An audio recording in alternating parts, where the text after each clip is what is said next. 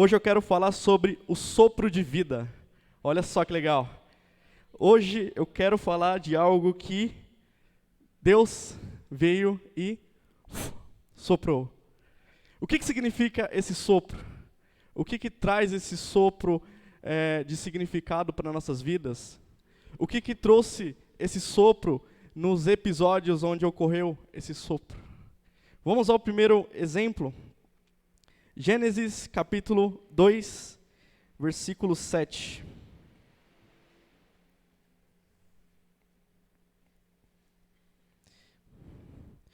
Quando a gente fala de sopro, a gente está falando sobre algo que vem até nós como um fôlego.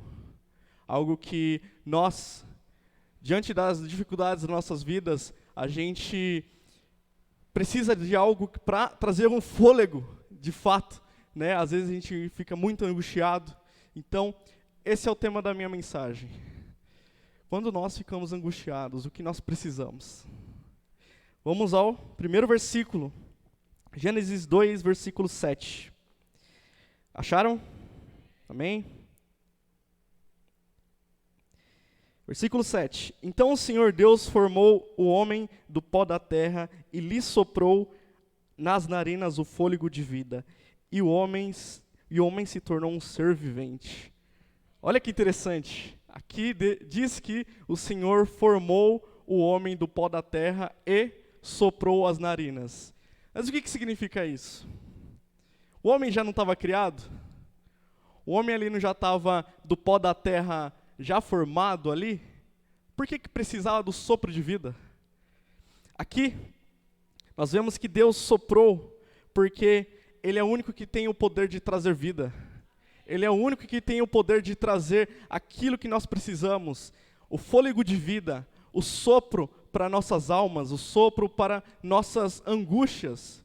Às vezes nós podemos nos sentir angustiados, tristes com as circunstâncias da vida, né? Nesse mundo, onde o mundo há trevas, onde o maligno reina, nós passamos por muitas dificuldades. Desde quando Adão pecou, o mundo passou de um lugar perfeito para um mundo que está se deteriorando com o tempo. E com isso, vem os problemas. Lá no Jardim do Éden, como a gente leu aqui, né, em Gênesis, não tinha problema, não tinha angústia, não tinha dor, não tinha nada, só tinha alegria, tudo era perfeito. E aqui, simbolizando aquilo que era perfeito, Deus criou o homem do pó da terra e soprou. Por quê? Porque se não soprasse, o homem só seria um vaso de barro. Ele não teria vida. Ele seria algo como se fosse essa garrafa aqui, que não tem vida, não tem nada, seria só apenas um objeto.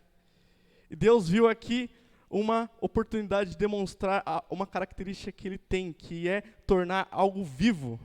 Tornar algo que estava morto, a partir do barro, soprando nas narinas e trazendo a vida. Então aqui nessa noite, o primeiro ponto é justamente o sopro de vida que dá vida. Aquele que traz vida às nossas vidas, né? Olha que grande redundância. Nós temos uma vida, mas às vezes a gente se sente mortos, às vezes, né? Não só fisicamente, por conta do trabalho, mas mentalmente. Nós nos sentimos assim. Às vezes a gente, até quem trabalha de home office mesmo, acho que a Aline trabalha.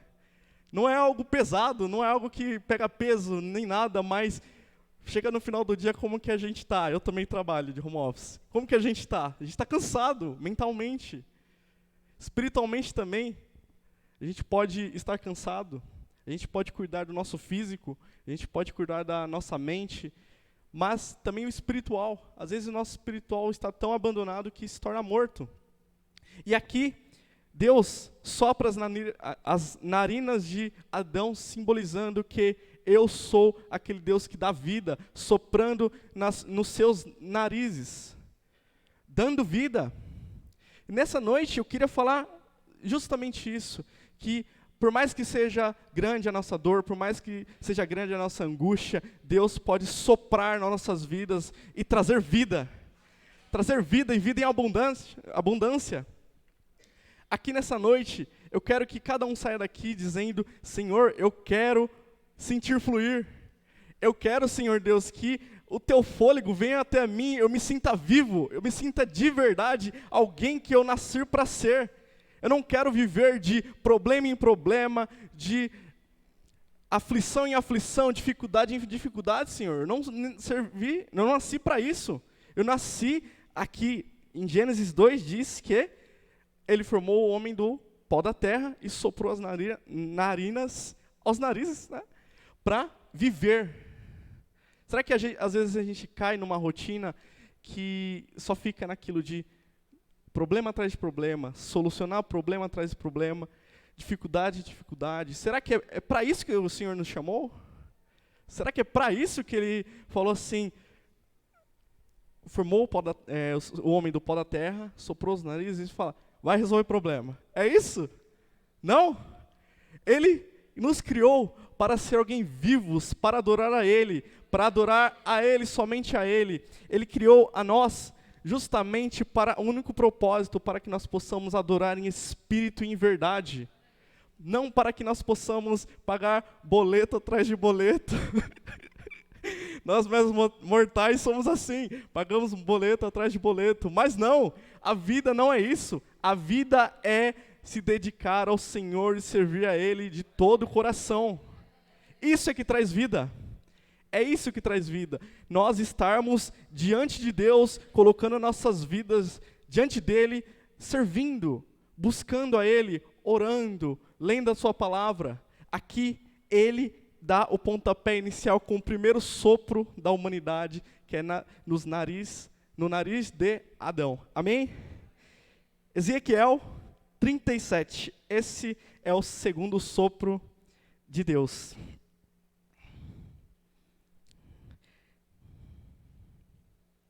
Ezequiel 37.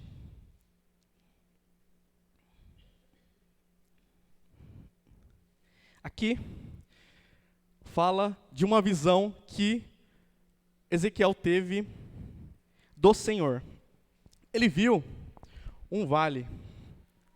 Pensa num vale. Um vale é entre duas montanhas, ele fica bem no buraco aqui, ó, entre duas montanhas. E nesse vale estava cheio de ossos. E lá a Bíblia fala que ossos, vamos ver qual que é o versículo. Versículo 2. Vamos ler do 1 até o 2. E veio sobre mim a mão do Senhor e me levou pelo Espírito Santo e me deixou no meio de um vale que estava cheio de ossos. Ele me fez andar ao redor deles e eu pude ver que eram muito numerosos a superfície do vale e estavam sequíssimos. Tem alguns que aparecem muito secos, outros sequíssimos, para indicar o quê? O que a gente imagina quando a gente lê essa passagem? Era um lugar onde tinha vida? Não? Tinha esperança? Tinha alegria? Tinha desejo de viver? O que a gente imagina? Um lugar que tudo morto, tudo seco, não tinha vida, não tinha brilho. A gente não consegue imaginar uma cena dessas onde a gente fala, Jesus, como é bom viver. A gente não consegue ver isso. Aqui, Ezequiel recebe essa visão, levado pelo Espírito Santo, e vê que é um lugar semelhante a uma visão de angústia. Um lugar onde não tinha esperança. E aqui, nessa mesma passagem, Deus fala para Ezequiel, profetize sobre esses ossos. Com a palavra, o Senhor ordenou para que Ezequiel ordenasse a esses ossos. E aqui, no versículo 3, Deus pergunta, será que esses ossos podem voltar a viver? Será que pode? Ezequiel falou, tu sabes. Ele não sabe. Só Deus sabe. Por isso que ele fala, tu sabes, Senhor. Eu não sei. Eu não sou alguém que dá vida. Eu não posso tornar essa garrafa aqui um ser vivente. Eu não posso, mas tu sabes. Então, Deus falou, profetize, versículo 4, profetize sobre esses ossos e diga, ossos secos, ouça a palavra do Senhor. Aqui, o Senhor ordenou que Ezequiel profetizasse. Então, ele via um local, uma imagem de angústia, um lugar morto, seco, não tinha esperança. E aqui Deus diz para Ezequiel profetizar. Olha que interessante. Por que profetizar? O povo já está morto já. Como é que vai reviver com... nem a ciência consegue descobrir como cria vida, mas Deus falou para profetizar. Olha só o que a gente pode aprender hoje.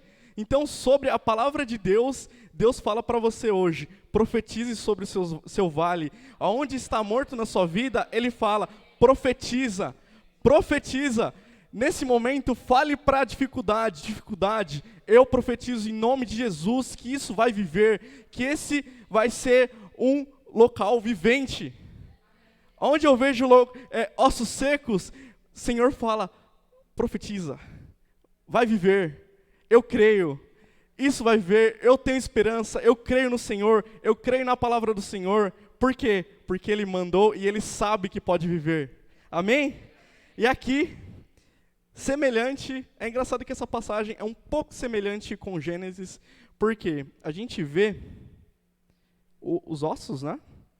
Gênesis, voltando a Gênesis, a gente vê que Deus formou o homem do pó da terra e Ezequiel tinha um vale de ossos, e assim que Ezequiel profetiza, esses ossos começam a se juntar, formam-se a carne, os tendões, mas não havia a vida tanto no barro lá em Gênesis, quanto em Ezequiel com esse exército, né, que depois que os ossos se juntam, a carne se forma, é formado um exército. Mas em ambos não tinha vida.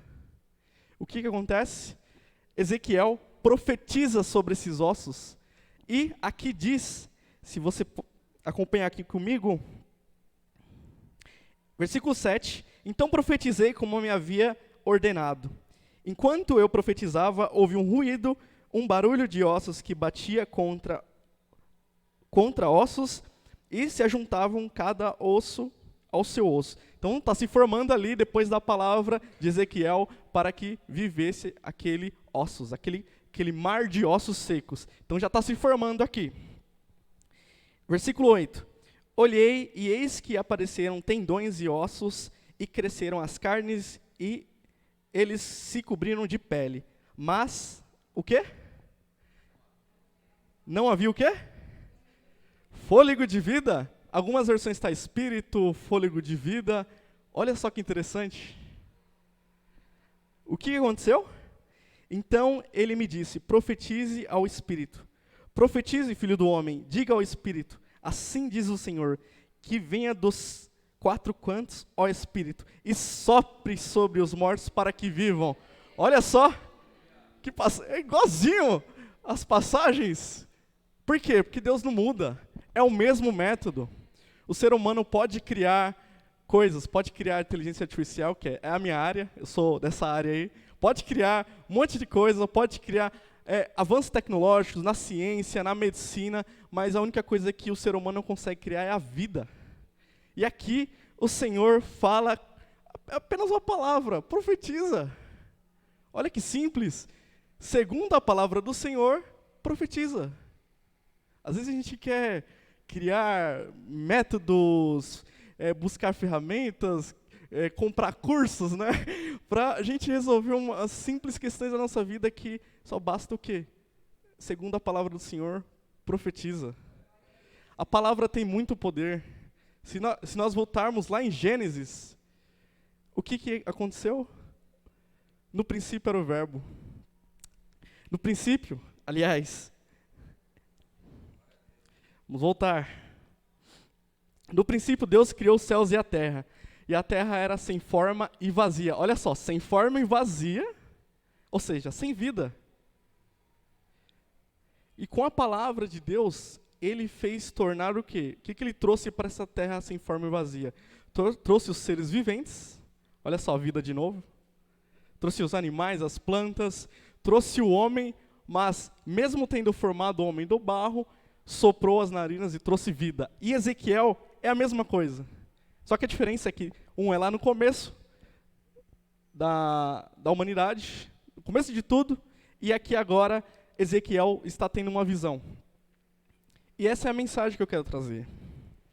Não importa em que momento nós estamos, não importa se nós nos sentimos novos ou velhos, né? Não importa a nossa mentalidade, se é uma mentalidade mais jovem ou velha, não importa.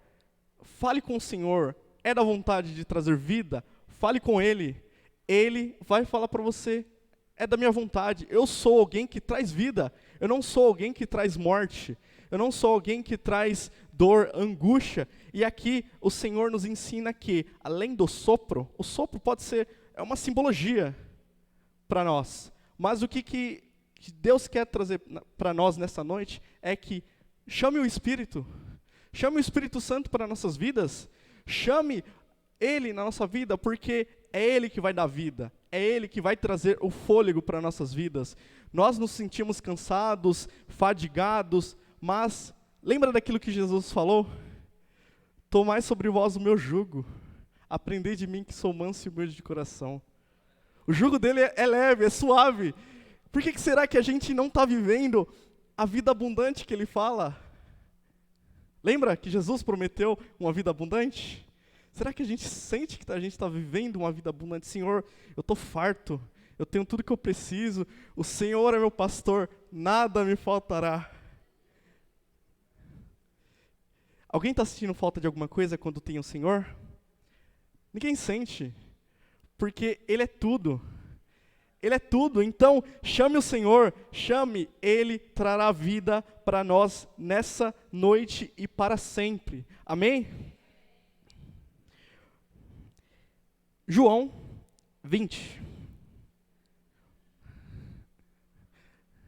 Uma outra passagem que nos remete a sopro também. João 20.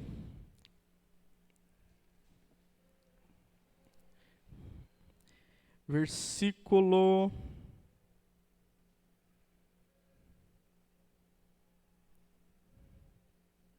Só um segundo. Versículo 19. João 20, versículo 19. Ao cair da tarde daquele dia, o primeiro dia da semana, estando as portas trancadas da casa, onde estavam os discípulos, com medo dos judeus, Jesus veio e se pôs no meio deles, dizendo: que a paz esteja com vocês. E dizendo, mostrou as mãos e o lado. Os discípulos se alegraram ao ver o Senhor, e Jesus lhe disse outra vez: que a paz esteja com vocês. Assim como o Pai me enviou, eu também envio vocês. E, havendo dito isso, soprou sobre eles e lhes disse: recebam o Espírito Santo. Se algum de vocês perdoarem os pecados, serão perdoados, mas se vocês perdoarem os pecados, serão perdoados, mas se vocês não perdoarem, não serão perdoados os seus pecados. Amém? Uma outra passagem aqui, pós Jesus ter sido morto, crucificado e ressuscitado ao terceiro dia. Aqui, nós temos uma grandiosa simbologia de vida. Jesus se entregou, ele não foi capturado, não foi preso, não armaram contra ele. Na verdade, tudo estava esquematizado para que Jesus se entregasse por amor a todos nós, por amor a todo mundo. Para que os nossos pecados fossem perdoados diante de Deus. E aqui, a palavra de Deus fala assim que o salário do pecado é o quê? A morte. Jesus morreu para nos perdoar do quê? Do pecado. Jesus cumpriu isso. E cumprindo, ele morreu para nos perdoar. Mas, se ele morresse e não ressuscitasse, ou seja, não tornasse a vida de novo, nós não teríamos vida após o perdão. Então, Jesus, ele cumpre todo o requisito, perdoando, nossos pecados, morrendo para perdoar nossos pecados e ressuscitando. Ou seja, além de perdoar nossos pecados, ele nos traz vida. Aqui, ele vem até os discípulos e se apresenta, dizendo que a paz esteja com vocês. Por que é a paz? Eu sei que estava uma tribulação gigantesca contra os discípulos, porque eram seguidores de Cristo, o falso Messias, segundo os judeus, segundo os fariseus, mas não era dessa paz que Jesus estava falando. Não era dessa tribulação, dessa aflição que eles estavam passando ali, perseguições. Não era isso. Eu sei que é difícil alguém ser perseguido, mas não era dessa paz que ele estava falando. Era uma paz que, quando o pecado veio ao mundo, como nós lemos lá em Gênesis, voltando em Gênesis de novo, antes do pecado vir ao mundo, Adão tinha paz com Deus, tinha um relacionamento com Deus. Mas quando veio o pecado, houve essa separação, ou seja, agora há um buraco ali entre homem e Deus e precisa ser corrigido. O ser humano não consegue alcançar esse perdão por meios próprios. Lembra que eu falei? O ser humano não consegue dar vida a alguma coisa, ele não consegue também se limpar dos próprios pecados. Ele não consegue. Então ele envia Jesus para morrer por nossos pecados, porque ele era alguém santo, então exigia de alguém ser alguém santo, limpo, puro, para morrer por nossos pecados. E, além de morrer por nossos pecados, ressuscitar. Então, essa paz que Jesus fala é justamente dessa paz. É uma paz que, se não fosse Cristo morrendo por nós, nós não teríamos. Aquela paz de, o que será que vai acontecer depois que eu morrer? Quem que eu vou encontrar depois? Como é que eu pago essa dívida do pecado que Adão fez? Quem que paga? Essa paz. É isso. Jesus veio e, após ter cumprido a vontade de Deus, falou, ele conseguiu, ele teve autoridade de falar, agora vocês podem ter paz. Agora vocês podem ter vida. Por quê? Porque os seus pecados estão perdoados e, além disso, vocês podem ter vida diante de Deus. Amém? Aqui, ele mostra as mãos justamente para mostrar que era ele mesmo. Ó, sou eu, tá furado aqui, ó. Eu fui realmente crucificado. Aqui para mostrar de fato para os discípulos. E novamente ele fala que a paz estejam com vocês. Assim como o Pai me enviou, eu também envio vocês. Então, aqui ele vem, depois de ressuscitar, depois de demonstrar que ele, de fato, era ele mesmo, que não era um fantasma, que não era um impostor, era ele mesmo que tinha morrido crucificado para perdoar nossos pecados, para trazer vida a nós, e, simbolicamente, ele veio e, no versículo 22, havendo dito isso, soprou sobre eles e disse, recebam o Espírito Santo. No Antigo Testamento, nem todo mundo tinha o Espírito. A gente vê algumas passagens, alguns personagens que recebem de fato o Espírito ali e é influenciado de fato por ele. Os outros tinham que obedecer à lei, ó. Tem que obedecer 100% ali para andar nos caminhos do Senhor. E agora, Jesus soprando, indicando vida, falando assim, recebam o Espírito Santo. E o que a gente pode aprender com isso? É que, primeiro, a gente não consegue trazer vida para nós mesmos. Não consegue. Se a gente quiser andar com as próprias pernas, não vai dar certo. Eu tenho certeza que, assim como eu, tem alguém aqui que já tentou fazer isso e não conseguiu, se sentiu cansado. É muito ruim andar com as próprias pernas sem Deus, sem a orientação de Deus, sem o Espírito, sem vida. A gente se sente sem vida. Cada dia mais a gente vai se mortificando, porque o salário do pecado é o quê? É a morte. E aqui Jesus sopra. Mais uma vez, o sopro indicando trazer paz, retirando toda angústia, trazendo paz. numa dívida que a humanidade não conseguia pagar. E aqui ele sopra, dizendo, recebam o Espírito Santo. Então, no Velho Testamento não tinha acesso fácil ao Espírito Santo e agora tem.